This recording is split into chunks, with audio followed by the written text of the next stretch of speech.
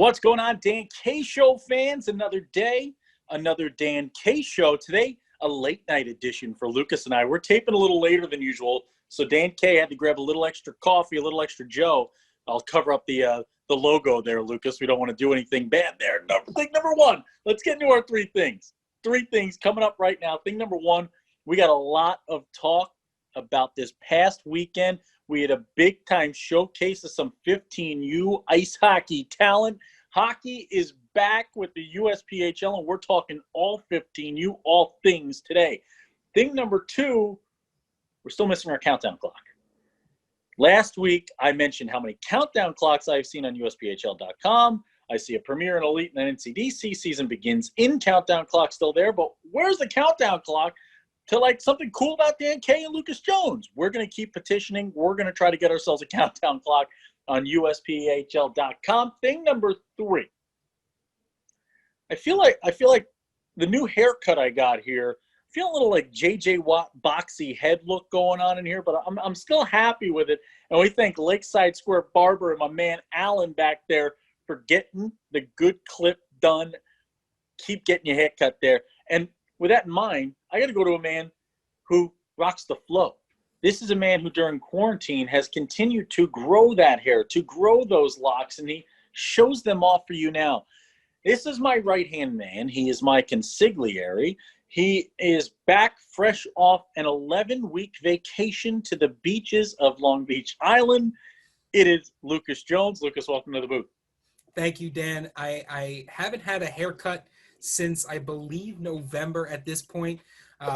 My stylist at Tranquility Spa and Salon has assured me that the chair is open whenever I'm ready to come back. But I said, I ain't going back. I'm never cutting this hair. I ain't never going back. Eventually, I will have to get a haircut. But you know what? I'm going to ride this lettuce as long as I absolutely can because it's reaching its sweet spot and all that glory where you throw a little leave-in conditioner and you just hop right out into the world. And it's a beautiful thing. Tell you what was a beautiful thing, seeing hockey back on the ice this weekend for the USPHL. And you had the Eastern Alliance Kickoff going on out there in the Northeast, in the Northeast.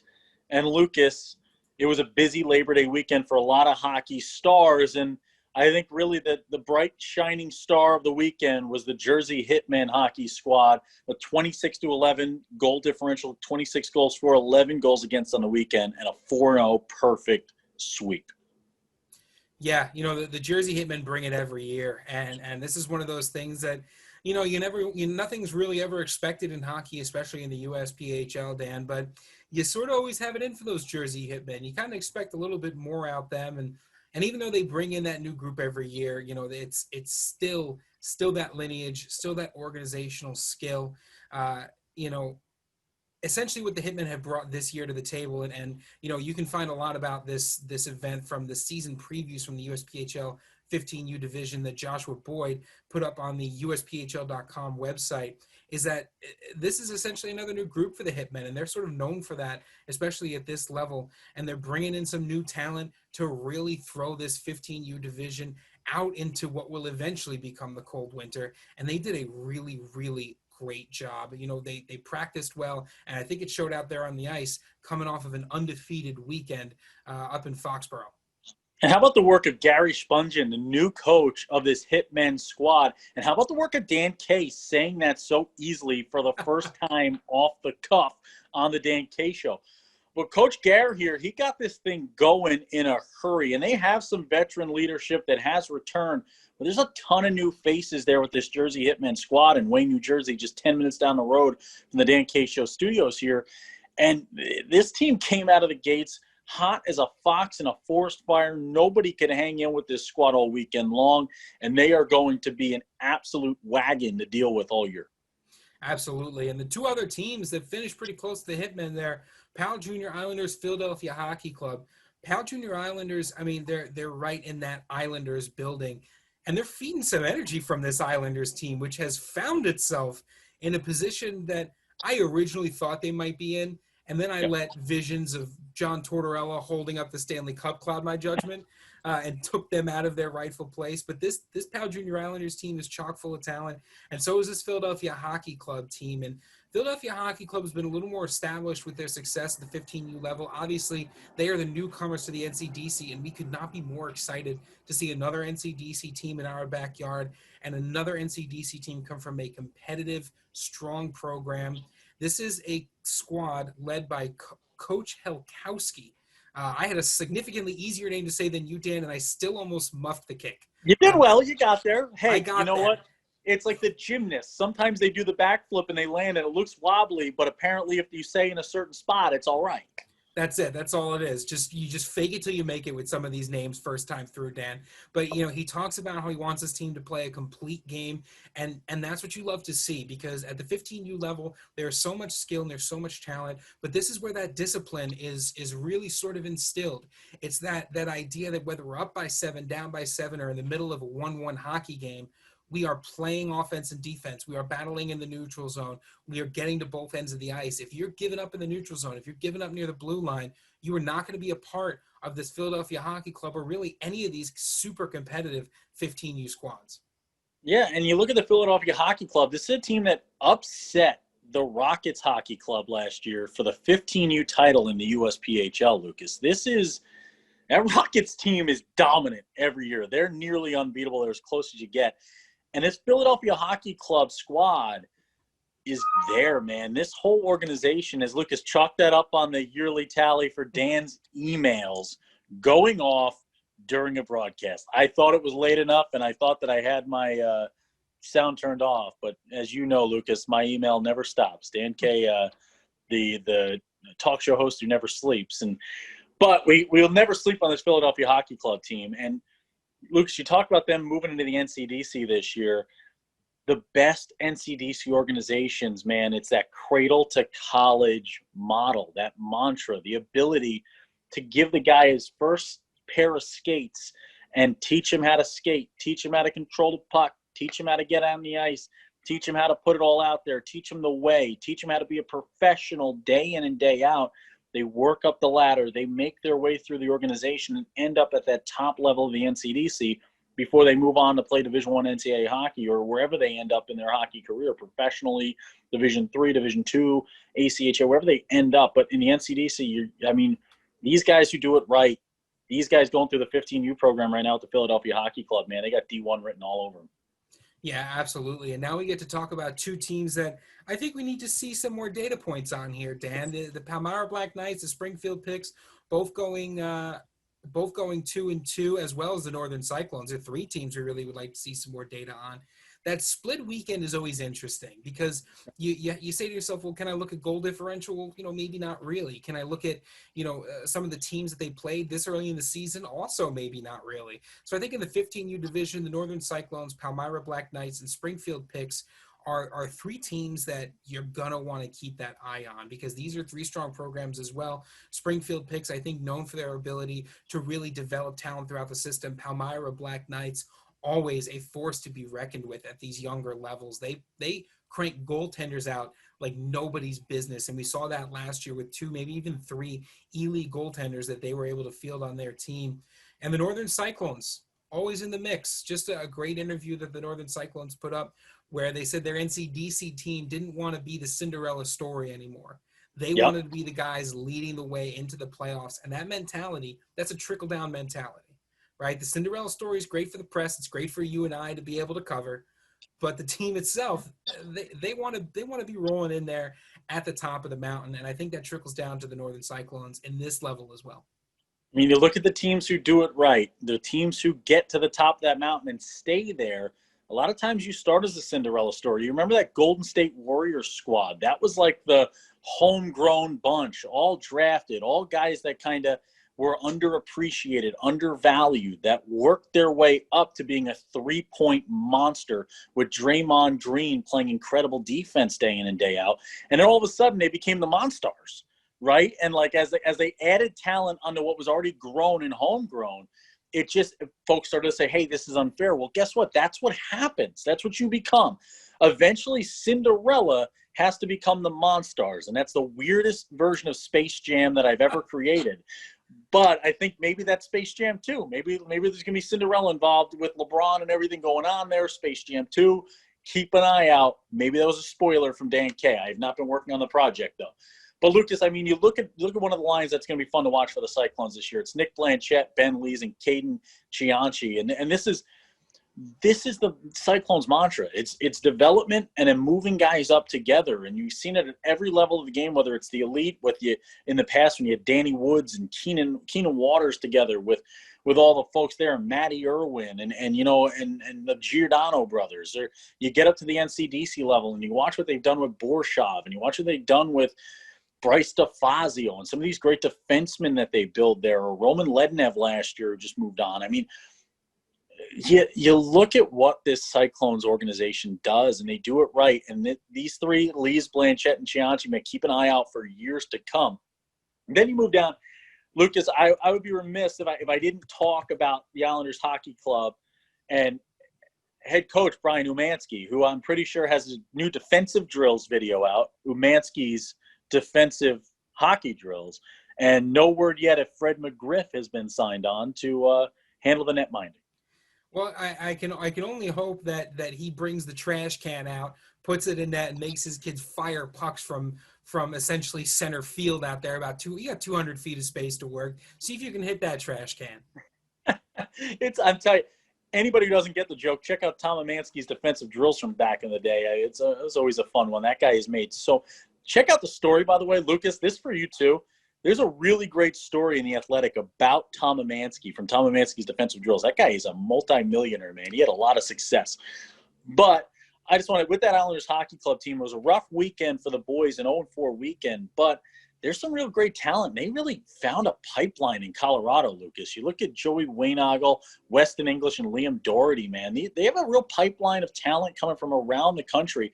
And what it shows you is everybody all over the world wants to get involved in the USPHL, and this Islanders Hockey Club model has been so successful.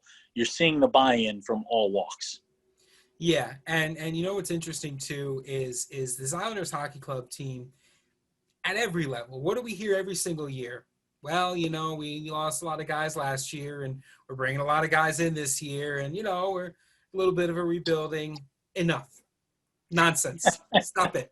The Islanders Hockey Club always finishes strong. And I think that one of the things that you do see with this team is sometimes you do see some of the early season struggles.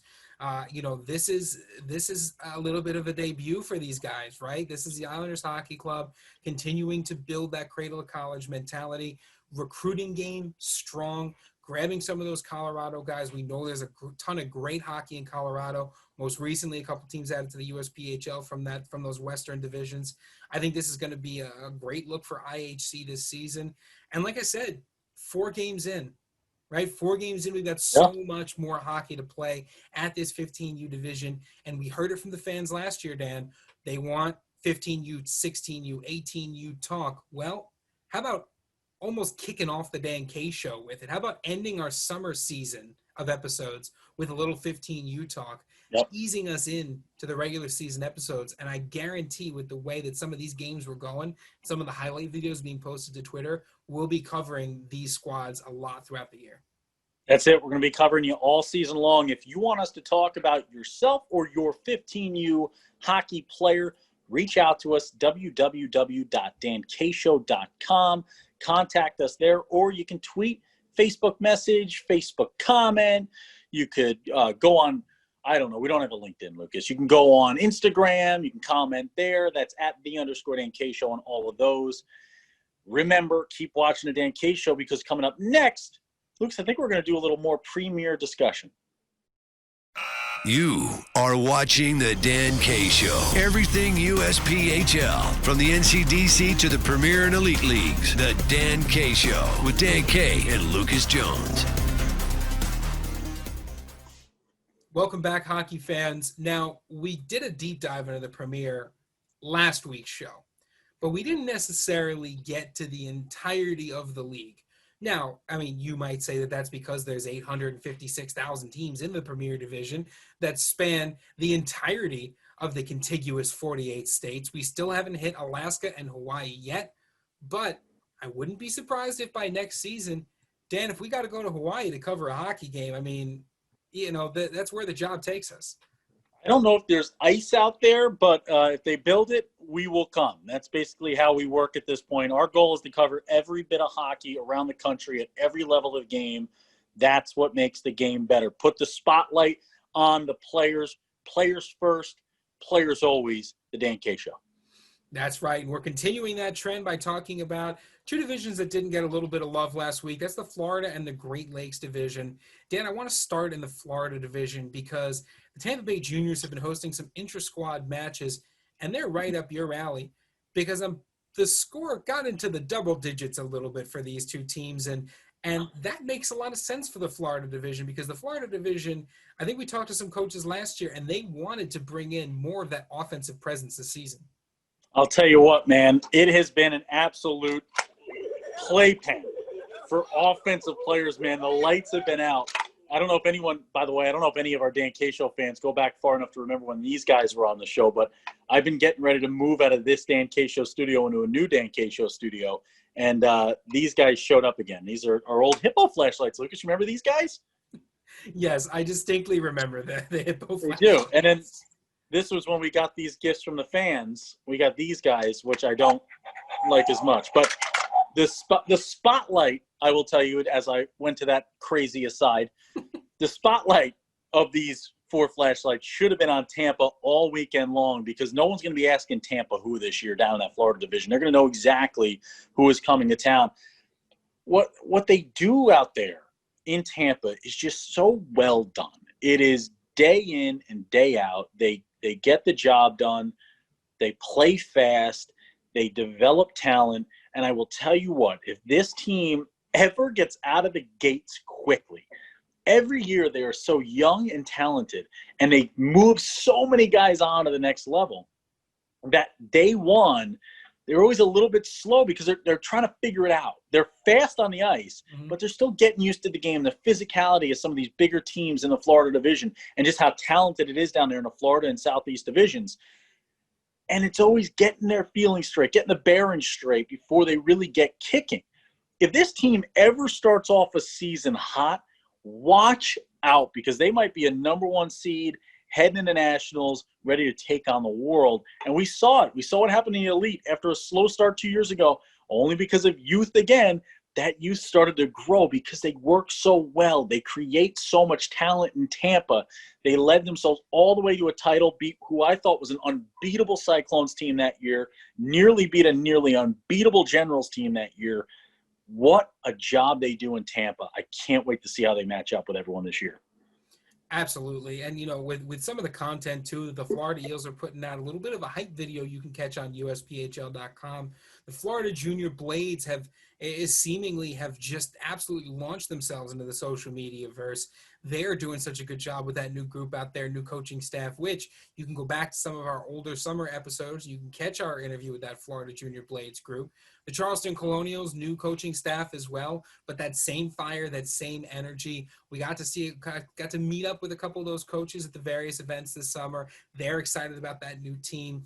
And Dan, the Charleston Colonials, they started off with a little bit of a struggle, but we said it. We saw the roots of it at the Southeast Showcase last year, and we said that they struggled on the scoreboard, but that this team had what it takes. They put it together towards the end of the season.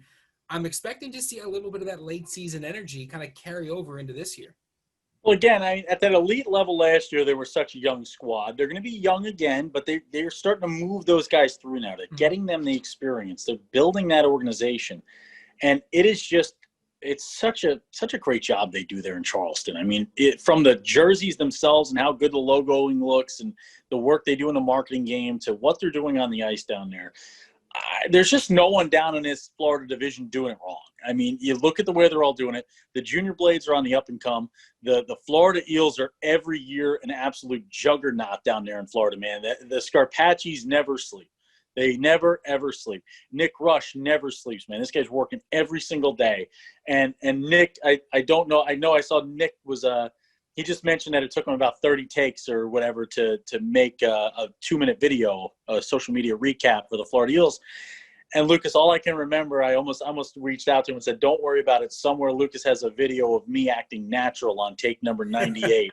trying to just end a day. Lucas wanted nothing more than to just go home, and all Dan had to do was like speak for 7 seconds. And what did I do, Lucas? I went, hola, and I don't know how you act natural, Dan. Hola. Apparently I went in Espanol, una pelota y no, home run derby style. Gosh. Well, it certainly feels like a little bit of a longer offseason even for us broadcasters, so it might take a little bit longer of a time. Before we move on to the Great Lakes Division, I'm excited to watch the Mad Hatters hockey this year. I was really, really impressed with their coaching staff last season, with the tenacity, with the grit of these players. You know, and it's growing pains, right? This Mad Hatters team is a little bit of a rebrand a couple of times. You know, they've gone through a couple of different rebrands throughout the few years, but now this Mad Hatters squad, very excited to see where they get. Would not be surprised if they start cracking some of that 4-3, maybe even 2 at certain parts in this season. But Dan, let's go on to the Great Lakes Division, which is another division I'm really excited to watch this year. You know, we've got some of our favorite teams in there. The Pittsburgh Vengeance, one of the greatest names in the USPHL. The Lansing Wolves, one of the greatest team chemistries last year in all of the Premier Division. We saw that on huge display a few times. The Metro Jets, always gracious hosts, always an ingracious team when they're just beating up on some of these squads when they go to different places. Rounded out by the Cherokee, the Mavericks, and the Bighorns. The Bighorns are making a huge recruiting push, and we saw that on display in Michigan when we were there for the combine. I just got bit by the hippo flashlight. That was very painful. It did not feel good. Luckily, it did not laugh on camera. But Lucas, I mean, this is a division that every year it gets tougher and tougher, and you're seeing teams like the Vengeance really build themselves up. I've heard nothing but incredible things all offseason about the Oilers and what they're doing out in Worcester. This is going to be an interesting team to watch. The Lansing Wolves, watch out, man. Watch out for this Lansing Wolves squad. This team's going to pack some bite. They're going to pack some energy. And the Metro Jets are the Metro Jets. I mean, they're relentless. Their depth is incredible. Justin Quenville, man, this is a guy that he could hold political office. He could be an actor on like a TV show. He could be a coach behind the bench. I mean, this is a guy who just kind of has the personality for it all, speaks well, holds himself well, and really just drives talent into Metro Jets territory. Toledo Cherokee, man, this is a team that, again, they're going to play physical with you. Them and the Lansing Wolves are those 2 physical squads out there that really play that extra physicality. Columbus with some new faces behind the bench here.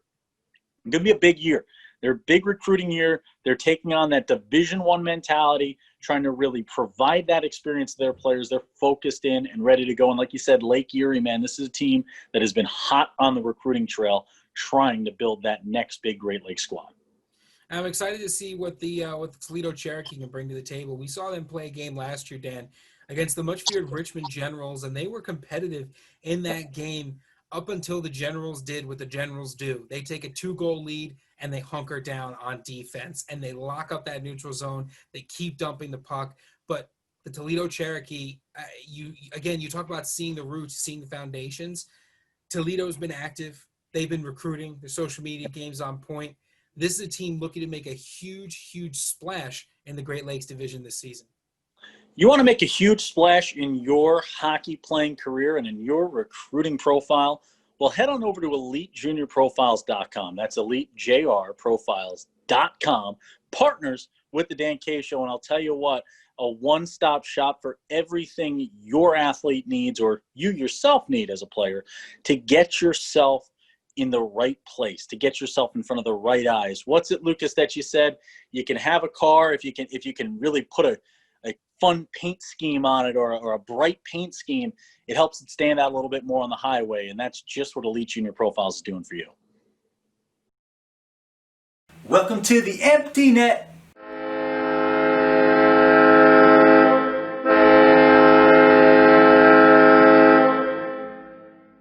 Welcome to the Empty Net, our favorite portion of each week's show, where we speak to you, the fan at home, the player at home, the coach at home, the scout at home, whoever reached out to the Dan K Show. And first up, Lucas, I got to talk about what the Charlotte Rush were up to this week. And we saw old friend of the Dan K Show, Ryan Crothers, chatting about it and tagging us along, #proud alumni as well. Lucas, they had current players as a preseason project, really to get to know the organization they play for and to understand the future path they have in front of them. Do reports on old stars of the Charlotte Rush. And I can't think of a better idea. Every team in the country should be doing this if they're not already for their own organizations. Oh, it's a great idea. It's a great idea to get the players involved in the organization. Also, you talk about the academic side of things, a little bit of a research report, always a good idea, especially in terms of you get to college, research reports are basically all you're going to be writing. I'll tell you what, you don't have to research this guy any more than what we've talked about. This next thing we got in, how about a little tweet from Coach R.C. Like, fan of the Dan K Show, coach of the Richmond Generals, and the all-time leader in most sugars per cup of coffee in the history of coffee. It's R.C. Like, and he reached out with a commitment to George Mason ice hockey. How about one of Dan K's all-time favorites, Joe Palcaro, and the George Mason squad out there, their group, they did the player unlocked, Lucas, the player unlocked picture from like the old video game look. And they had Joe Palcaro rated as a 99, 99, 99, 99 overall. Honestly, I think they underrated the kid because he's 100 all the way through when it comes to absolute hockey mentality. This guy is a winner. We went out to his first game with the Richmond Generals when we were there calling it for the Dan K Show. How about just winning a star of the game against your old squad if you're Joe Palcaro? This guy's a winner through and through. Nothing like a little Joe Palcaro to sort of get you through the day there. And, you know, there's one thing that we know about the Richmond General squad. It's all those college commitments. It's that legacy. Dan, there is almost nobody better in this league in terms of promoting his own players than Mr. Light and Sweet himself, R.C. Like. Yeah, that's exactly right, man. And now we go to the next one. You know, we ordered a coffee before. Let's order up some Jack here. And this is going to be a Dan K first-time try at a Polish last name, Lucas. Oh, boy. I have trouble with Italian pronunciation for some reason, but I feel like I can get this one. This is Jack Kazmierczak. That's how I think it's going to come out, Kazmierczak. He's a 2002 forward, and we're going to find out the correct pronunciation now that he's on the Minnesota Moose. Antlers up, baby, antlers up. Let's go. Welcome to the Moose, young man. And speaking of commitments, Mike Stanaway has been hard at work. We've got commitment after commitment after commitment. You want to find out who's playing for the Aviators, head over to @RealMStanaway on Twitter, man. This guy has been, we talked about it, hard at work all offseason. Speaking of hard at work, how about those new digs for the Florida Junior Blades, man? They got a little love from the Florida Everblades, who also followed the Dan K Show this past week. A lot of big things in the future for the Dan K Show. A lot of big things. And there's a lot of big things in the future for you hockey players and you parents and you wonderful people who watch the Dan K Show each and every week. We love having you here. We want you to be more part of the show. I know hockey hasn't kicked in yet for most of you, but let's go. Let's get the wheels rolling. Reach out to us. Ask us questions. Talk to me. Talk to the man over here on the other side. I almost said to my left because I'm so used to you sitting here. But with that, I'll go to the man usually on my left who's now on another screen because it's a whole new world we live in, and this is the new normal, and the new normal involves Lucas and I in two different studios. With that in mind, Lucas, your parting words. Wonderfully put. Wonderfully put. Honestly, I don't have much more than that. I need all this hockey to start, man. We got to drop some pucks. We got to play some hockey. Let's go. Let's go. I'm about to put myself onto the ice and wear some pucks and block some shots and make some things happen. Keep putting in that work. It is almost hockey time and almost time to get us back on the mic. When Dan K's on the mic, it's always hockey night. Follow us, www.dankshow.com. We thank the USPHL for being so darn great to us, and we thank Elite Junior Profiles for partnering with the Dan K Show. Keep watching the Dan K Show. When Dan K's on the mic, it's always hockey night. Did I say that twice? I have big news for you, actually. Big news. I forgot to tell you. When I saw that the USPHL didn't give us our countdown clock, I remembered that we have a website. Just make our own countdown clock. Yes. So I will be hard at work this week on a Dan K Show Season 6 premiere countdown clock next Thursday. Okay. I love it. I'm in for the countdown clock. If you can also add in countdowns to other things like Dan K and Lucas Jones' next golf round. Countdown till, I don't know. I have no other countdowns. That's it. That's all we've got. I don't have ideas. I'm an idea guy, but not at this time of night.